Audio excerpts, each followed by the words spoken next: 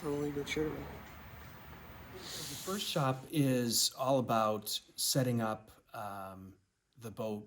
Stage one is building out the hull, the frames, and then eventually planking the boat, and eventually moving it down the line to sand it, to fair it, as they call it, and then eventually stain it, and then varnish.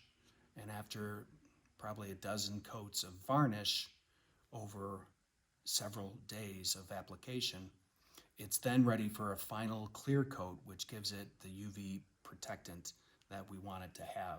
And I think that's what customers love about wooden boats, is that they're just, the designs are not only so timeless and never outdated, but it's the materials. It's the combination, I think, of mahogany and chrome that just make it a beautiful looking boat. But after it's been clear coated, we then move it over to the other part of our facility, which comprises only about a quarter of the footprint.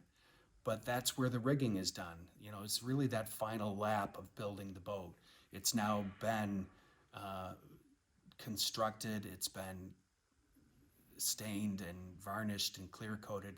Now we've got to do the rigging and the final setting of the engine, the installation of the hardware, the, you know, a lot of the jewelry, as a lot of people call it, is done in that kind of final lap in the second smaller facility. The facility is state of the art, and we were so happy to have found it. It was completed earlier this year. We take up about 25,000 square feet of it, and so we're certainly geared up for growth, which was the intention.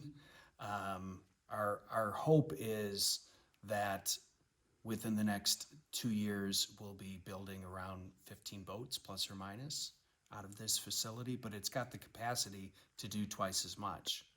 And that's what we were looking for.